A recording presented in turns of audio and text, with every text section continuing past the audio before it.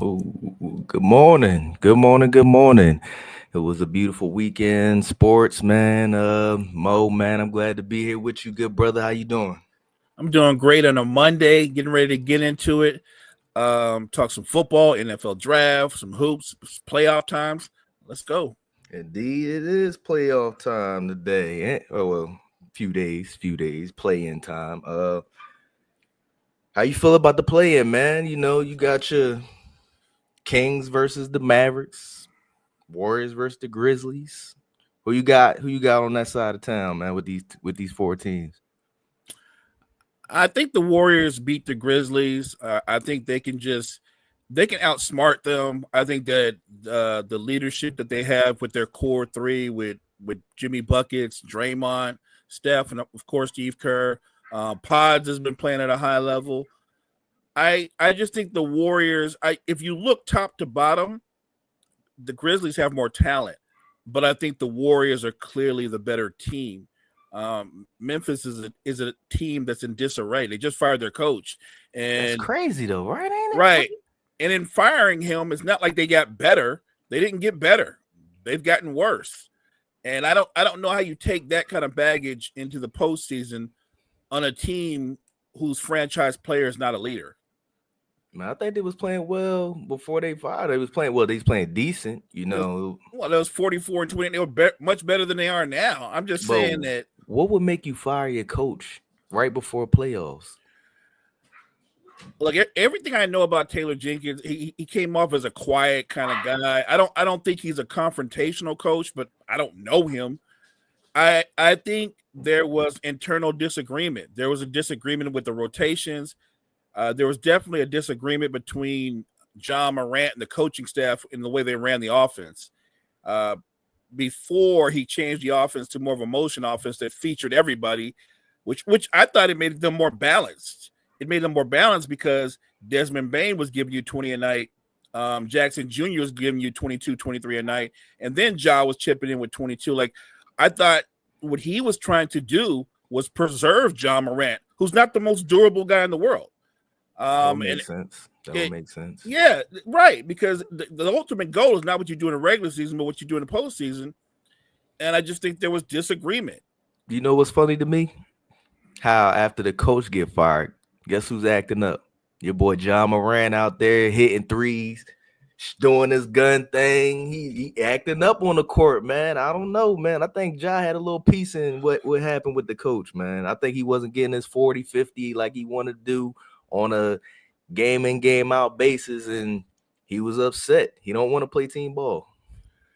I I don't know if it's that he doesn't want to play team ball, but I think for sure he wants to be featured more, right? Like I think what he wants is he wants there to be a clear distinction between he, Desmond Bain, and Jackson Jr.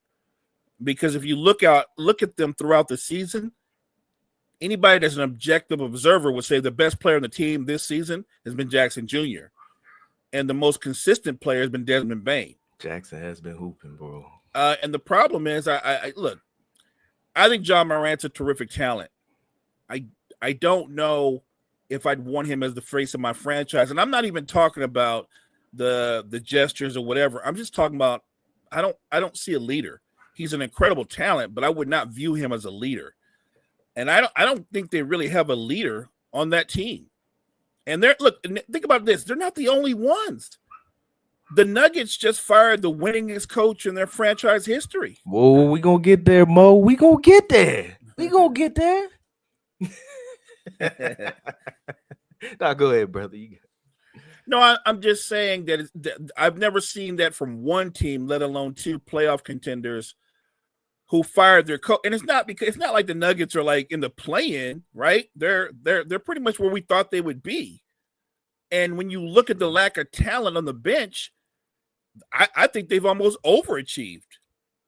They've had a lot, right? If you think about it, Murray's missed a ton of the season. Aaron Gordon's been in and out of the lineup. Porter Jr. is what he is, but they didn't do anything to set themselves up for a deep playoff run. They have no bench, not somewhat of a bench, but no bench. Like the worst bench in the NBA, Nuggets. They don't have a bench, and there was obviously some kind of strife or power struggle between Mike Malone and Calvin Booth, the owner fires them both ultimately, which is kind of crazy because you want Mike Malone to take this team back to a title or to a finals run. It's not built to go on a finals run. You're not think they want that. You're not going to go on a finals run with a 6-man rotation. I don't think they wanted that.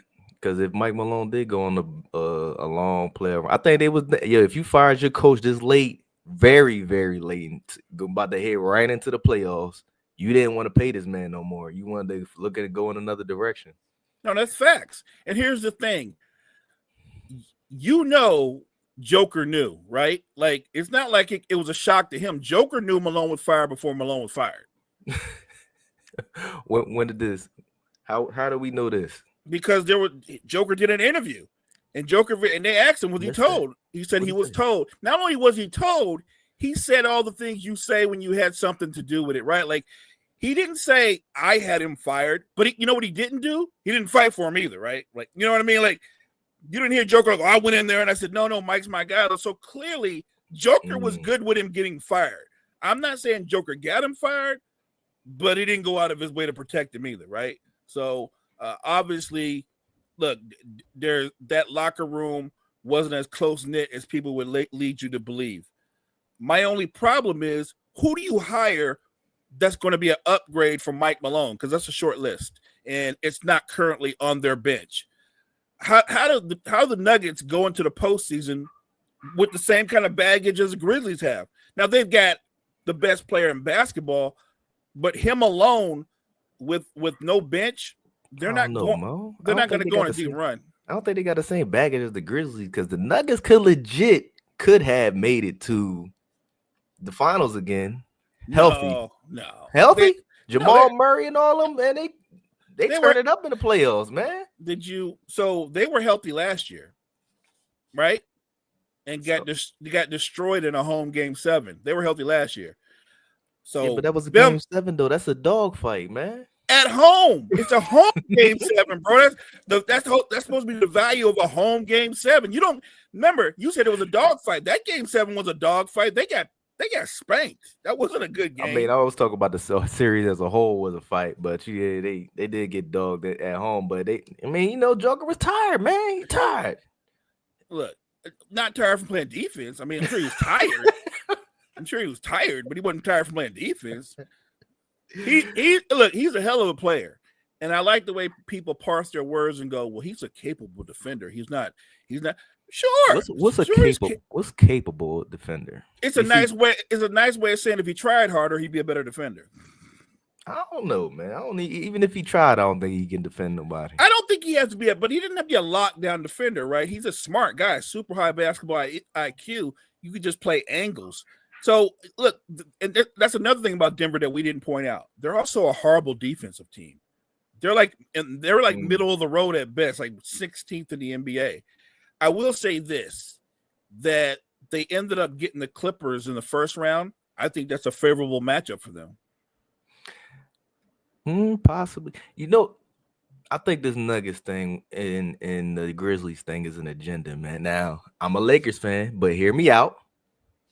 I think they trying to make it an easy road for LeBron to get to the finals, man. At this point, hey, wait a minute, you're a Lakers fan? It smelled too funny to me. Like you fire, the former champs coach right before playoffs, man. When they one of the teams that got the best chance of beating the Lakers because everybody else is young. Grizzlies wasn't going to do. Granted, the whole series through the regular season, they was within striking distance of beating the Lakers, but the Lakers ended up pulling it out, but they still had a chance to beat us, but they didn't. But the Nuggets always had the Lakers number. Your Joker always had LeBron number. Killed him. I mean, he had, but you did see the last time they matched up, the Lakers destroyed the Nuggets. But we talking playoffs at this point. They turn it on when the lights is on. I don't think this Nuggets team is that team. I think they can win a first-round series? I do, but I guess the bigger picture is, do I see Denver in the Western Conference Finals? I do not. Look, by the way, I didn't think the Grizzlies were going to be there either. The only thing I knew for sure is, just on talent, I knew Memphis would be in the playoffs. Hmm. I mean, as of right now, Lakers really ain't got no real posing threat. They've been kicking the Thunder's butt. Who And who who else is gonna stop the Lakers at this point, well, man? I do agree the way it's aligned, they're set up perfectly. Their first round matchup is the Timberwolves. That's not going to be a long series. Um, that's not going to be a good series. I'm sorry, other NBA fans out there that are listening. I'm just being honest. Anthony Edwards can average 40, shoot over 50% from the field, and they could still get swept. The only way this remotely can be a series is if Julius Randle has a big series and Rudy Gobert's impactful defensively. But I'm gonna give you a preview of what's gonna happen. Every pick and roll, every screen and roll the Lakers run, Rudy Gobert will be involved in it. Everyone. What you And think when they get Julius tired, Randle should be involved? when they get tired of picking on him, they're gonna pick on Julius Randle next. Right. That's gonna be my second choice. Right. So they will go back and forth, seeking out those two players, isolating them, and they're going to get whatever shot they want. This isn't a knock against Rudy Gobert, because if you're a great rim protector, sometimes you're only as good as your teammates. So when they space you out, this is where your teammates are supposed to help the helper. They're supposed to shade a little bit off their man. But defense is about effort. Not everybody on the Timberwolves can sustain that type of effort. I'm just being real. I'm looking at a team that has two guys that can create their own shot.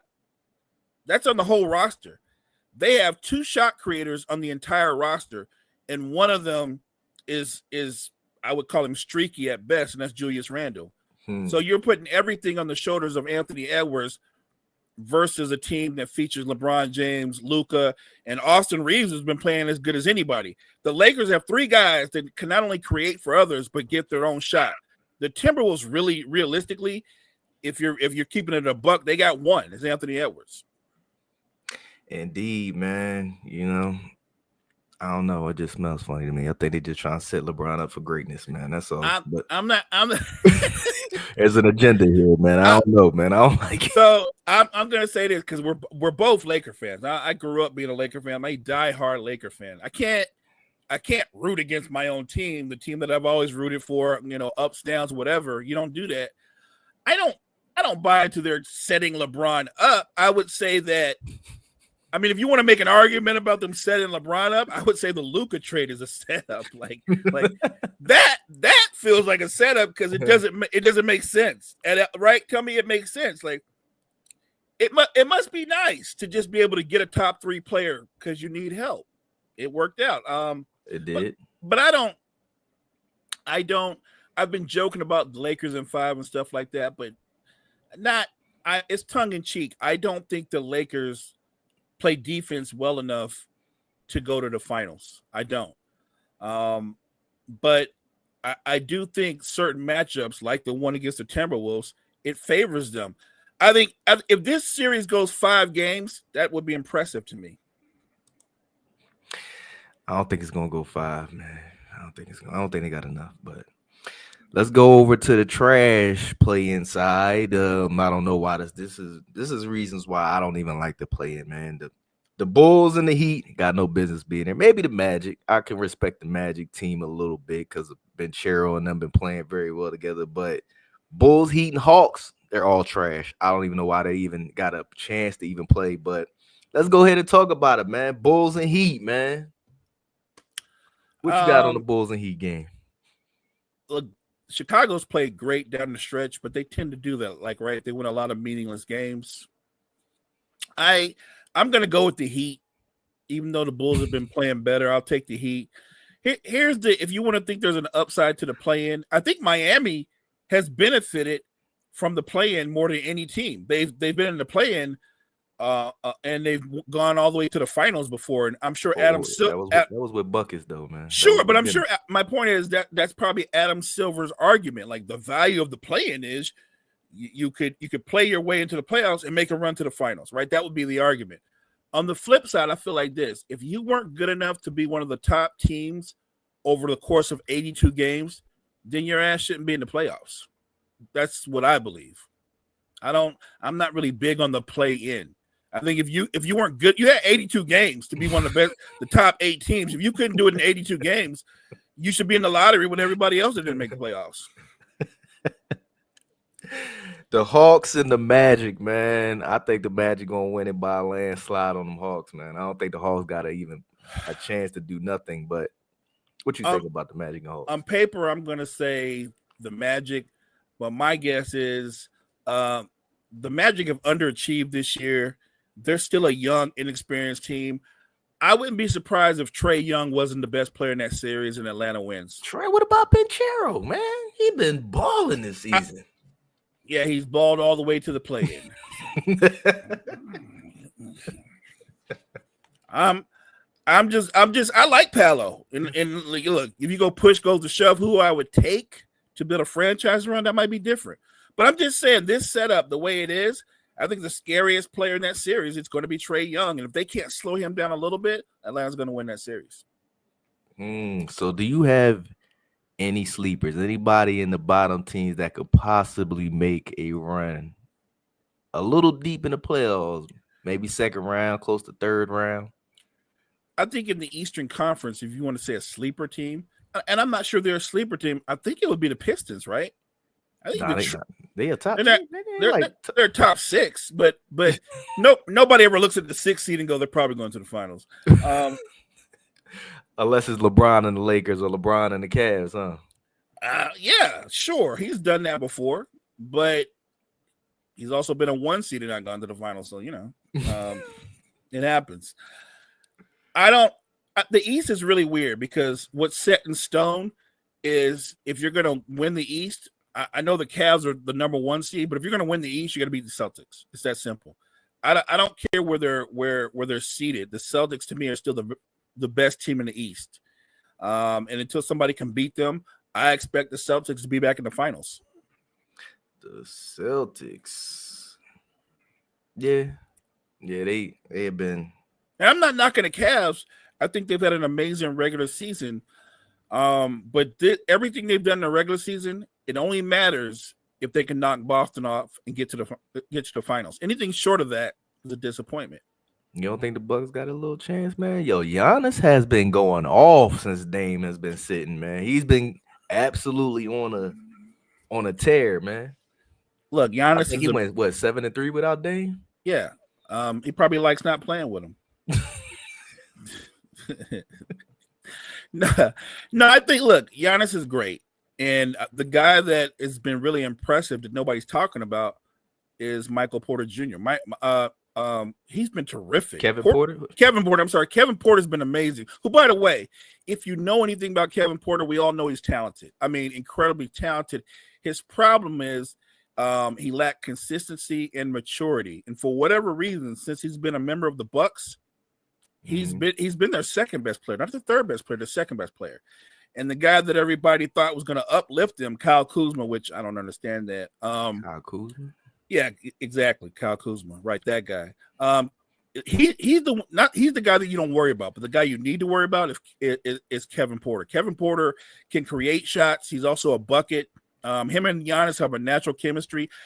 If I'm going to say a sleeper that we don't look at, I don't look at the Bucks this particular season as a title contender, but should they get Dame back? Could they go on a deep run? Yeah, I would say they could go on. Look, if you think about it, the third best team in the East record-wise is the Knicks.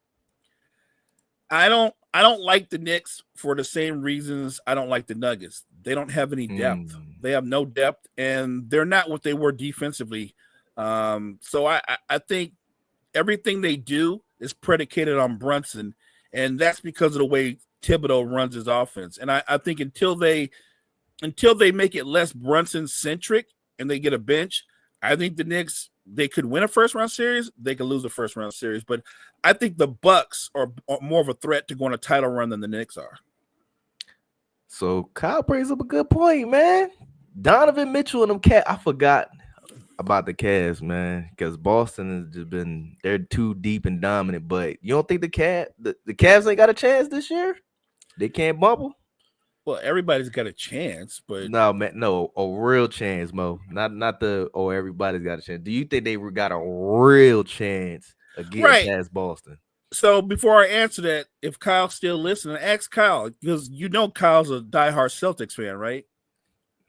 So when a Celtics fan say gotta look out for the Cavs, he says that like, yeah, you gotta watch out for the Cavs, but we still expect to beat them. Like, you know what I'm saying? So he's not really worried about the Cavs. I mean, maybe he would want to. Maybe I guess he wouldn't mind if the Cavs got knocked off earlier, right? I'm sure he wouldn't. Look, I think if the Cavaliers and the Celtics meet, that's a 6 or 7 game series, and I'm still going to favor Boston. I think both teams are deep, but push come to shove, and both teams are 100%. I trust Boston's core 5 players to make the right plays on both ends of the floor. So we writing off Knicks and Pacers. They not about to do nothing out here. Yeah, they're in the they're in the playoffs to make their fan bases feel good, but no, they're not. I mean, it's not like their fan bases are like, when we get to the finals, they know they're not going to the finals. When's the last time the Pacers been in the finals? You know what? I remember it. They played against the Lakers. That's how long ago it was. Miller. Right. And the last time the Knicks was in the finals, I think color TV wasn't even around that long. So it's been a minute, right? Has it been that long? I'm joking. They went in the 90s with Ewing. I'm kidding. I'm kidding. I'm like, kidding. It's been that long? No, Ewing it was the 94. It was the 94 finals against the Rockets. My point is, it's been a minute for both franchises. And while I like what they've done in terms of putting their rosters together, those aren't championship teams. The Pacers, for obvious reasons, are not title contenders. They don't even have a franchise player. They just have a bunch of really good players. If you want to say Halliburton's their best player, I agree with that. But Siakam? No. See, Siakam on a title contender is your third option. The problem is on the Pacers, he's a second option. I forgot Miles Turner, right? That's the second option. That speaks for itself. So no, they're not going to the playoffs. If Miles Turner is your second or third option, you're probably not going. You're going to be in the playoffs, but are you a contender? No. I think there's contenders, legitimate contenders. Like in the West, there's a bubble of teams, right, that are kind of locked in near each other. Mm-hmm. And then you start with OKC obviously being the front runner, but there's a bubble of teams. The Lakers are in that bubble. In the East, there's 2 legitimate title contenders: Celtics, Cavaliers. Everybody else, to me, same thing. I writing Giannis off, man. Where's Giannis respect at, man? I give him a lot of respect. He's a great player, but I don't know if Milwaukee has enough firepower to go on a deep run. Look, you would need Porter Jr. to continue what he was doing. You would need Kyle Kuzma to step up, and you would need Dame. And I don't even know if Dame's going to play. So look, I'm not anti Giannis. I'm just looking at the cards that are played out, and I just don't think the Bucks have enough firepower. Hey, if they come back, man, he turns it on in playoff time. He does, but who he's guarding, they get to turn it up too, because he ain't guarding nobody. So speaking of title contenders, man, Suns was an absolute disappointment this year, man. Does Kevin Durant still have enough left to make a run on a contender team somewhere and be a key piece? I like the way you worded that. Yes, if you put him on a team that's built to contend, like if I'm just throwing out a name, like the Rockets, right? The Rockets are really deep and athletic. Add a KD, because what the Rockets lack, they don't have a closer. At least not a closer that you would trust. So yes, he could fit he would fit in any system. I think he has enough as an additional star. If you're going to use the term, if KD goes there as a team's best player, could he carry a team? Nah, not this version of Kevin Durant. Nah. He's still scoring at an elite level, but that's not what you need, right? Well, let me finish though. There's a reason why the Suns are bad. It's not just because he's really good and everybody else is really bad. They're horrible and they're horrible defensively, and he's part of that horror. He don't guard anybody. So the reputation is he's a really good defender. What he really is what people say about Joker. He's a very capable defender. But he doesn't really guard at a high level on the perimeter because he doesn't have the lateral quickness to guard anybody in space. The best version of KD, especially the 36, 37-year-old KD, is a really good weak side defender. But in terms of guarding somebody one-on-one, he just can't do it. He doesn't have the quickness. And as far as him being a great scorer, he's still efficient, but he is more guardable. Like the numbers sometimes become empty. Let's not forget. Sure they do. Let's just go back to last year in the playoffs. What happened last year in the playoffs? I mean, that was playoffs, man. You know, Well, I mean, are we not talking about the playoffs? We're talking about the playoffs. We all knew that, you know, what happened in the playoffs for them, man. My point is, people are still in awe, and they should be, for what he does over the course of a regular season. The same way you should be in awe of Steph and LeBron, Harden, even to a lesser degree, somebody like Jimmy Buckets and DeMar DeRozan. Like, these guys are all in their mid-30s and older, and they're still terrific in terms of what they do in production-wise over the course of an 82-game season. But what I judge them on is what they do in the postseason. And Kevin Durant, like the last 3 postseasons, has had zero impact. That's just a fact.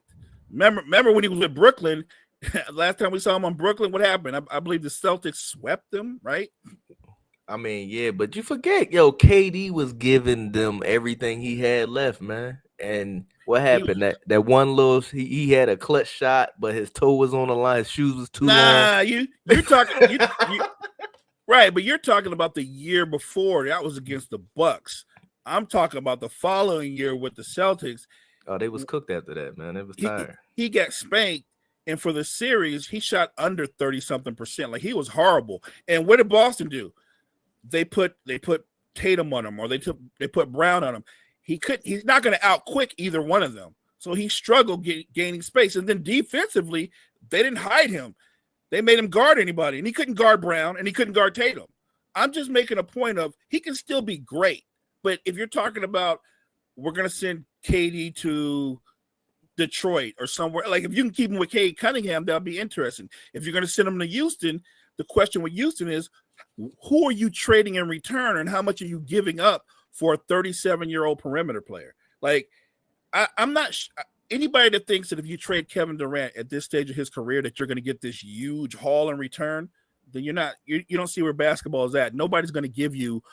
They're not going to make the mistake the Timberwolves did and give up 4 number 1 picks for Rudy Gobert, but you're especially not going to give up 4 number 1 picks for a 37-year-old Kevin Durant. I'm not giving up 2 number 1 picks for a 37-year-old Kevin Durant. I'm not doing that. I don't think they're going to really have a choice, because once Kevin Durant come out and say he want to get traded, your trade value of whatever it was going to go down. Well, here's the thing, though. It's not a secret that he's getting traded. It's not a secret. Here, think about what Phoenix is facing this offseason.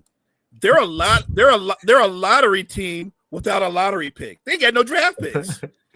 So they're in free agency, when you're looking to add to your roster, they ain't got no money.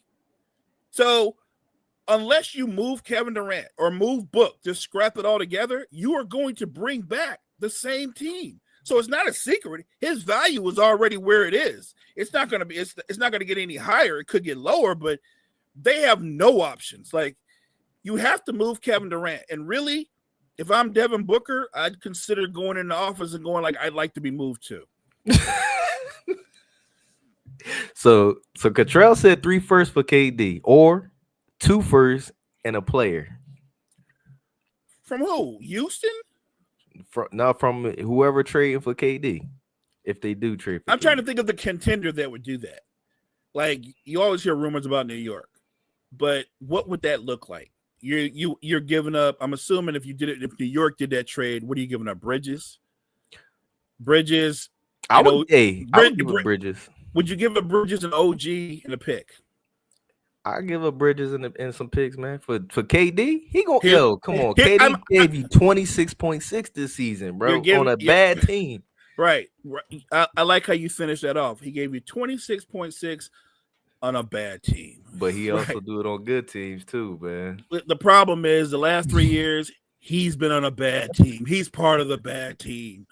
And by the way, I'm joking about the Knicks. They ain't got no picks because they gave all their picks up to get Bridges. Right? Remember, they gave up 4 number 1s for Bridges. He ain't going to New York. He's not going to. Where is he going to go? That's a contender that he doesn't kind of mess up the continuity. If he goes to Houston, you're going to want a couple of starters at least, right? So then they're not going to be the same team. Where is he going to go where you don't have to lose a lot? If I was KD, I'd walk in the office and say, hey, send me back home where it all started. Oh, by the way, that is Mo's master plan. I think Oklahoma City is going to come up short, which is going to be a huge disappointment. They're going to come up short. Them coming up short opens the door to bring Kevin Durant back home. Because Jalen Williams, look, the only way they're going to the finals, it's not just Shea. They need Jalen Williams and Chet to step up and be big when it matters most. My guess is Chet to step up and be big. Right. My point is one or both of them aren't going to come up big, right? They're going to come up short. Suddenly, Kevin Durant becomes available. OKC already, they have a ton of picks, by the way. But my guess is if I'm Phoenix, I'm assuming you're giving me Jalen Williams or you're giving me Chet or some kind of combination. But who giving up Chet? They better not give up no Chet. And why? Crazy. Why? For KD, you won't give up Chet? What do we think Chet's going to be? I think Chet's a good player, but what do you think he's ultimately going to be? You know what I'm saying? Like, you can go like, well, Chet's only 20. Right. He but got what the do you talent, think man. I see it in him, man. Don't you see it in him? I see it in him. He got it. He just needed.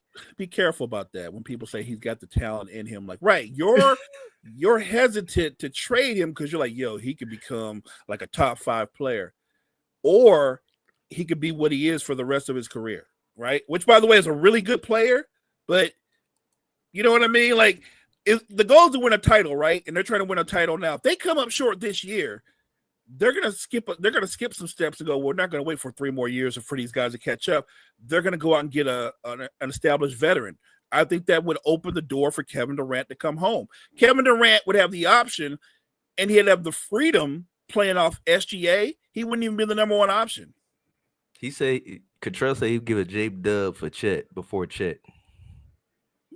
I get what you're saying, but I'm trading Kevin Durant. I'm talking about Phoenix. And I'm saying, well, maybe I want Chet. And maybe, you know what I'm saying? You might, well, you're not getting Chet. All right, we'll go talk to somebody else.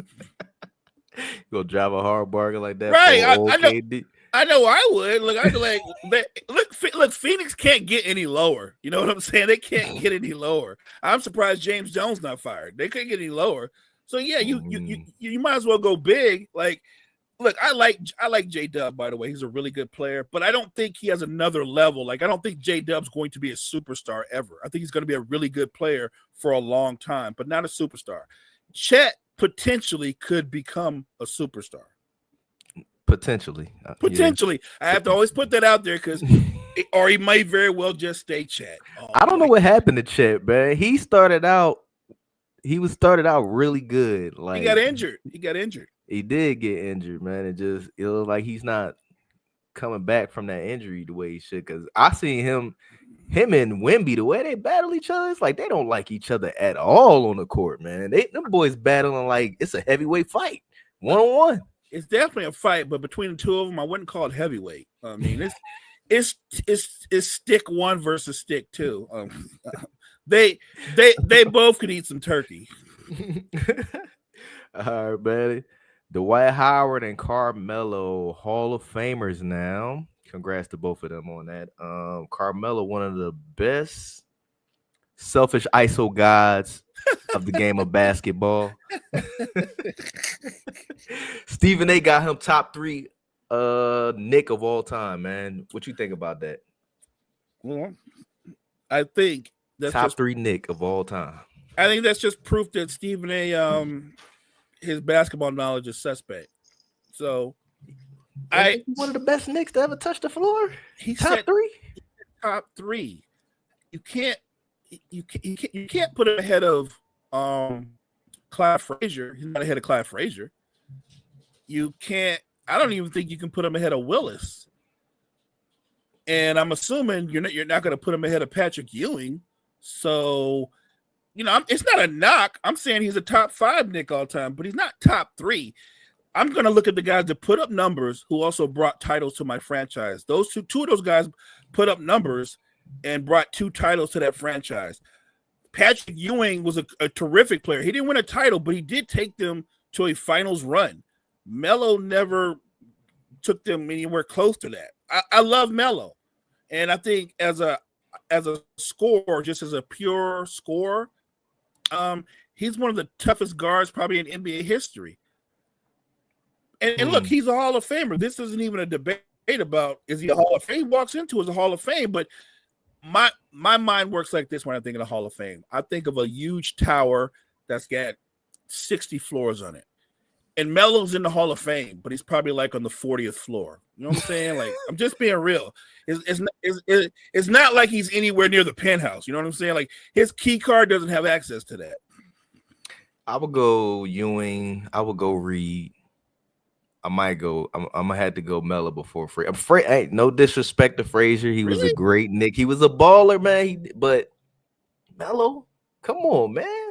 I don't think Melo just had the right coaching on the Knicks to get them where they needed to be because they let this dude ISO everything when he shouldn't have. I mean, but that's the way they. That's It when was they. coaching. That's The team was good. I don't think the team was good. I think if I'm going to defend Melo, he played with trash. J.R. Smith, Iman Shumpert, all them, they was balling, man. So what you're giving me is familiar names, but you're not saying J.R. Smith All-Star, Jamal Shumpert all. You're giving me familiar names versus what they really were. Shumpert was a role player. J.R. Smith was a star role player, but he had half a healthy season of Amari Stoudemire, and then the rest of the time they were together, Amari was washed. So he that's what I'm just saying. We're being real. And then for some stupid reason, because the Knicks are known for making dumb moves, they got rid of Chauncey Billups, who was a great floor general. They got rid of Chauncey Billups because that's how the Knicks think.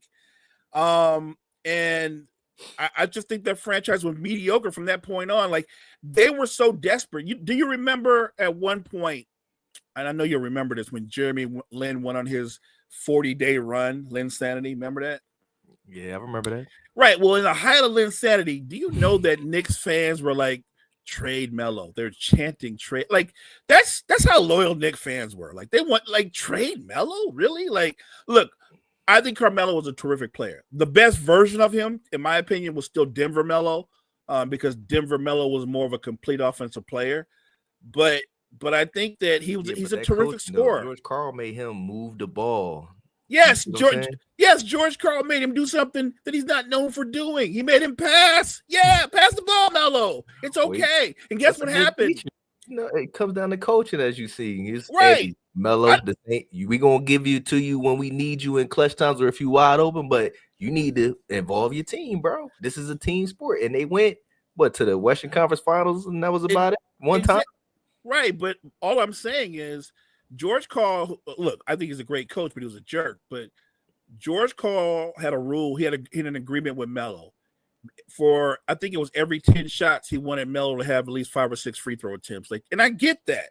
He wanted to make sure Melo stayed aggressive and not just settle for jump shots. So, and that kind of worked. And I know, look, they went to a conference finals. That was like the height of that Melo run, that they went to a finals. And look, they lost to a really good Lakers team.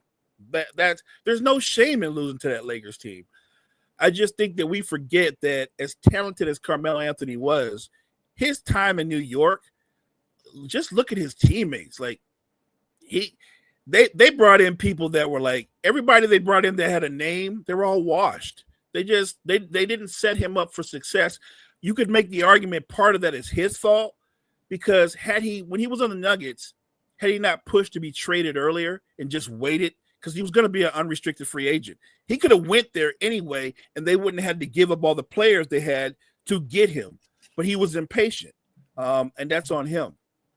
Amari was overpaid. hell yeah, Amari was overpaid. You ain't gonna get an argument from me.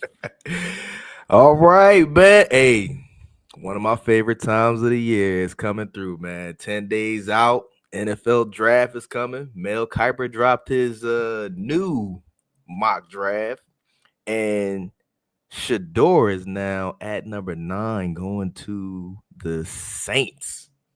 How you feel about Shador taking a dive? Because, I mean, if you could tell, a lot of people are making moves at the top, getting quarterbacks. The Browns went and got Flacco and whoever else, and the Giants was like, you know what, man, we're going to rock with Russell Wilson and Winston, and Everybody else in between there don't really need a quarterback. So that initially bumped Shador down to 9.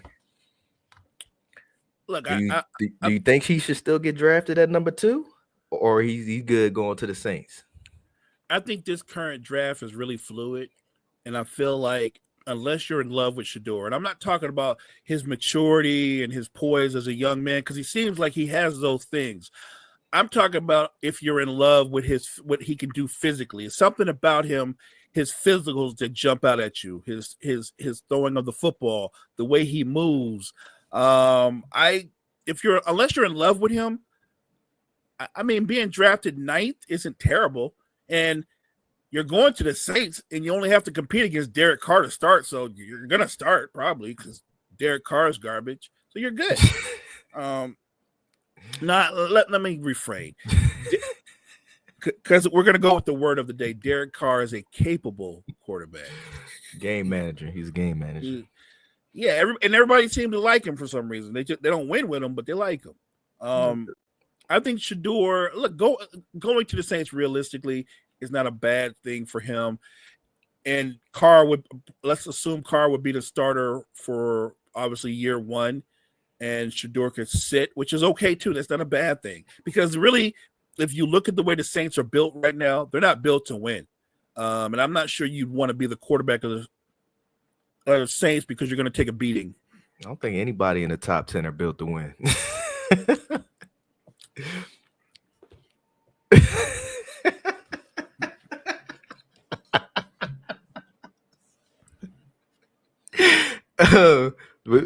Speaking of built to win teams, man, the Titans, do you think they have enough to turn their season around this year after drafting Cam Ward? Because it's probably pretty much where they probably gonna go with this. I like that if they take Cam Ward, and everybody's talked about that's what they're going to do. I think it's a good move for the franchise. I don't know about them winning. Let's just say a solid season. Let's say they win. I think if the Titans win 7 or 8 games, that's respectable in year 1. And it also depends on how much they're going to play Cam Ward. Let's see. So you good with Travis at 2 going to the Browns, who possibly is going to destroy his career if they play him both ways? But... Well, look, I think if they play him both ways, he won't be a second receiver. He'd be the third receiver, right? And look, I think if Cleveland drafts him, they have a plan for him, right? That's what I would believe. They have a plan for him. And I like Travis as a cornerback. And I think that he'll be a situational wide receiver. I don't know. I think the Browns are going to destroy him. They're going to play him irresponsibly both ways because their team is trash. So trash? Browns are always the trash, man. I think they have terrible decisions and they're trash. I think they have a capable defense. Well, yeah, I respect their defense. Offense has always never been there. It'll be a struggle, but look, last time we saw Flacco on the Browns, he helped them get to the playoffs. No, he did. That's Cottrell's team is Cleveland Browns? Yeah, yes. Oh, man, hey, man, no disrespect, man, but hey, the last 40, y'all had the 20 quarterbacks. I mean, they all been pretty much bad, man. I don't know how you draft. I don't think anybody ever drafted as many quarterbacks as the Browns did and had no success with that, man. That's weird. Then now we can agree on that. If you go back to the draft, nobody's been worse at drafting quarterbacks in Cleveland. They've been pretty bad. So they've been picking up quarterbacks in the free agency too. They traded for Deshaun Watson this time. Trail said disrespect has been taken. It's too late. That's my guy, man. You see the confidence in the Browns, man. They like, you know what? We're gonna go with Joe Flacco. I don't even think we're gonna look quarterback this time. But let me ask you a question. If you were the Browns, I'm just saying, if you were the Browns GM, Carmike, who would you take? I probably would go Travis Hunter, but or I'm gonna use him as trade bait to beef up another few aspects of my offense, or I'm gonna just trade the second pick away and get a couple more picks down the line in the first round to So fill more holes. yeah, that's what I'm looking at. They gotta fill a lot more holes on their offensive end, man. Like they need to do something. Then one player is not going to change it. I Like understand that. I understand that. you're a defensive minded team, which is cool. Defense is not going to get you there. This is not that era no more. This is not. I think the last defense to carry a team was Peyton Manning and the Broncos. That's it. That's where the buck stops with that.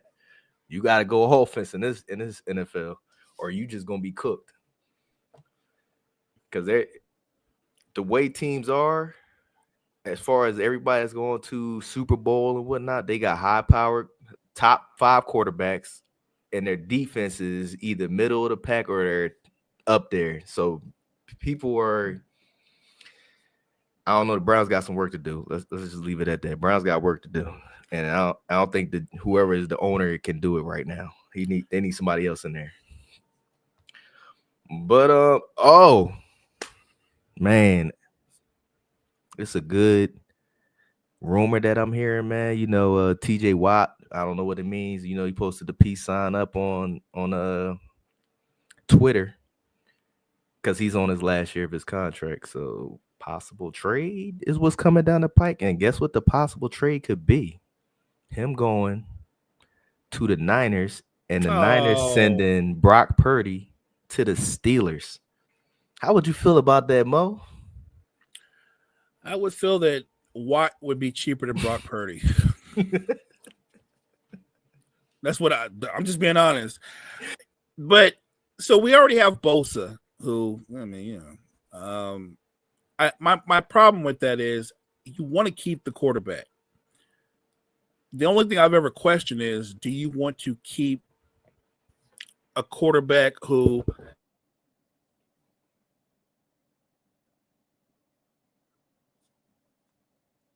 What happened to the audio?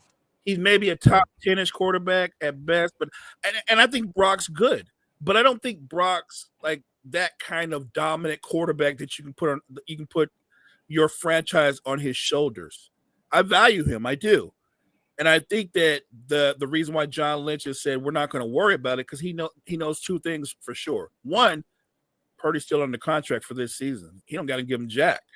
Uh, but here's where it works in the Niners' favor.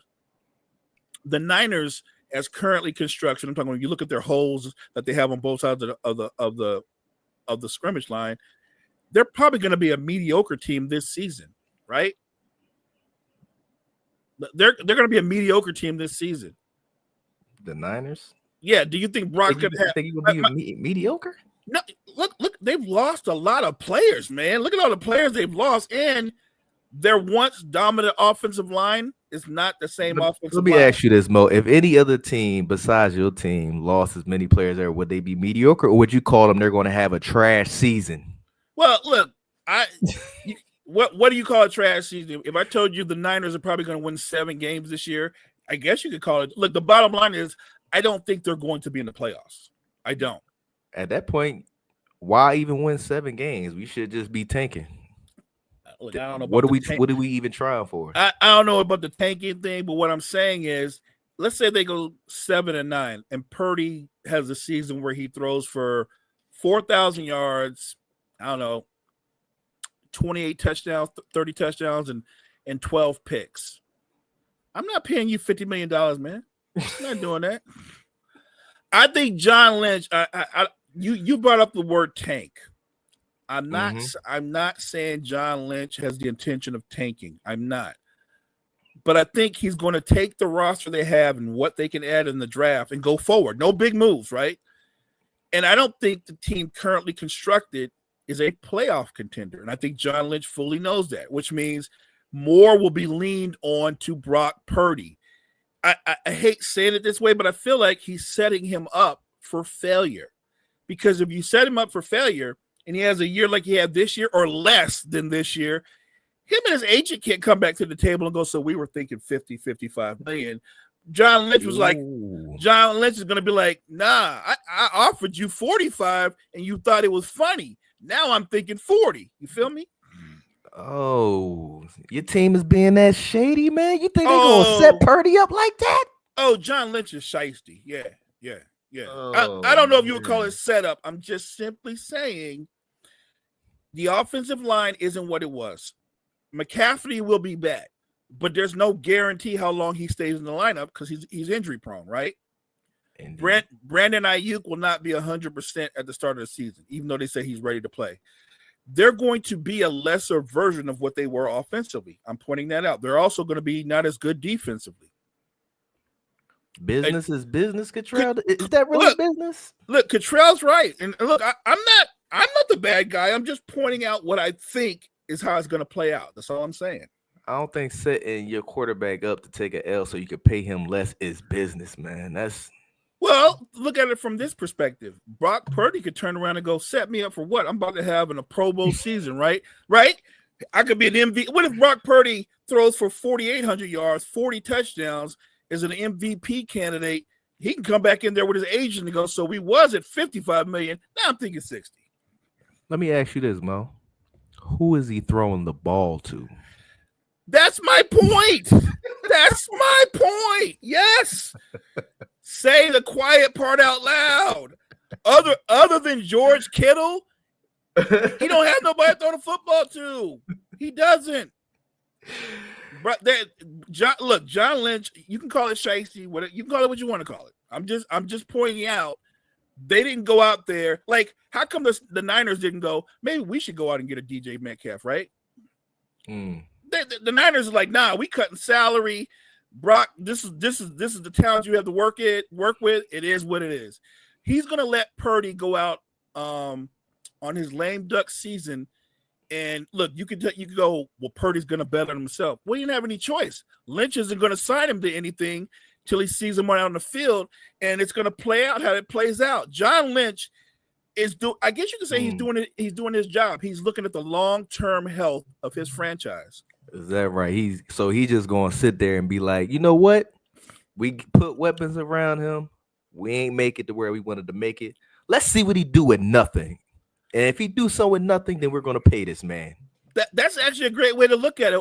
Think about this. For the last 2 seasons, what has everybody said about Brock Purdy? Not me, but what has most people said about Brock Purdy? They said, oh, he's pretty good when he's got a loaded roster of weapons, right? That's what they said, right? They said, yeah, anybody could fill in for Brock. Well, now you're going to find out, is he the kind of quarterback that can make something out of nothing?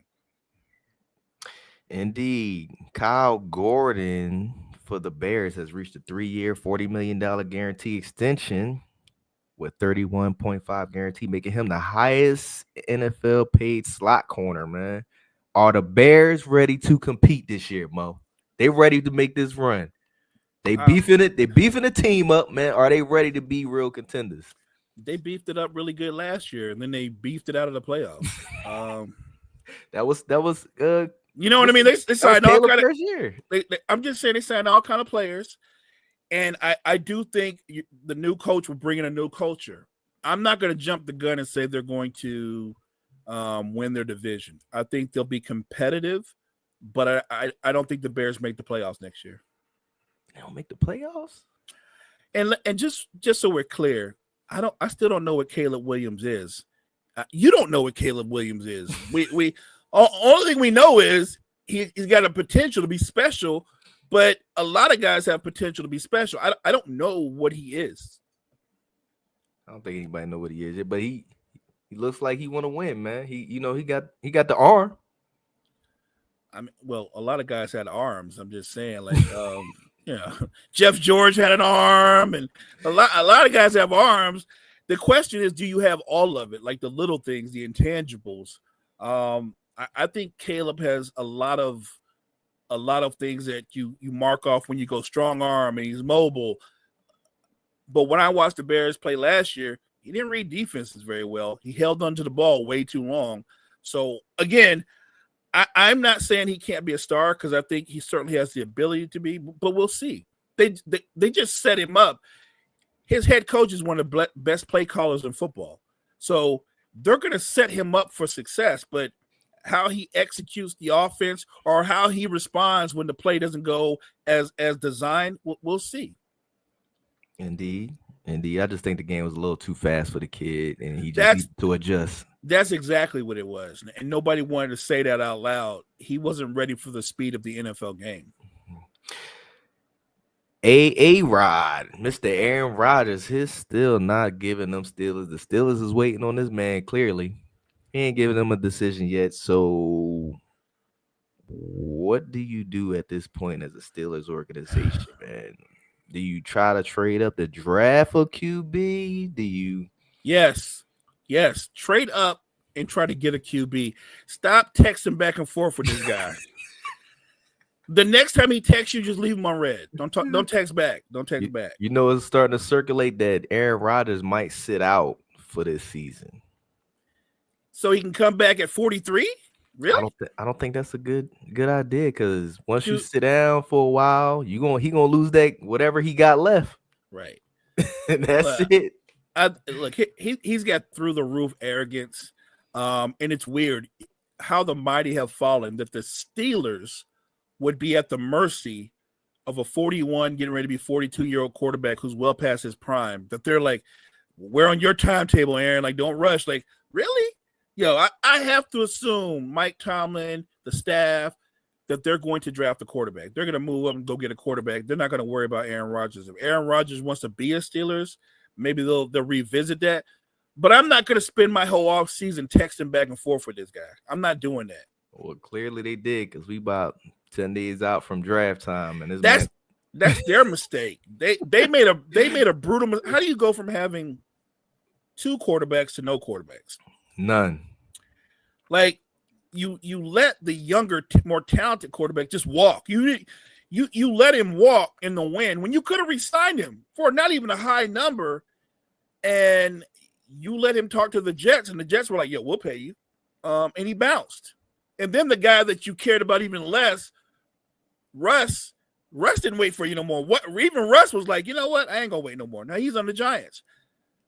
I don't think they wanted to keep them. They don't, they wanted No, I agree. They certainly didn't want to keep them, but what I'm saying is you have to to me, you upgrade before you get rid of the 2, right? You upgrade before you lose them. Now they have nobody. And I'm looking at a Mike Tomlin team right now. Let's say Aaron Rodgers doesn't become a Steelers. If Mike Tomlin can have a winning season with that quarterback, the man should be coach of the year 10 times over. I'm predicting if Aaron Rodgers doesn't come aboard, which even then I'm not sure it works because he's a jerk. But let's say he doesn't come, they're not going to have a winning season this year. Mike Tomlin's going to get fired. So that's exactly how that's going to play. He's going to get fired. He's going to get fired. Oh, they're gonna Mike Maloney, man. Now I don't know if it's Mike Malone because the Mike Malone thing is even worse because when your best player is like, yeah, I'm good with it. Like that was cold. That was like they won a championship together. You know what I'm saying? Like and Joker was like, I don't care. Ladies and gentlemen, we about to close this show out now, man. I appreciate everybody coming to the Wire to Wire podcast, the Wire to Wire Network. You can find us on YouTube, Facebook, Twitch, Roku. Appreciate y'all coming out. Mo, closes out, big dog. Thank you guys so much for joining us this morning. Make sure you check out all the great content we have on Wire to Wire Network. Wire to Wire Network, we appreciate you.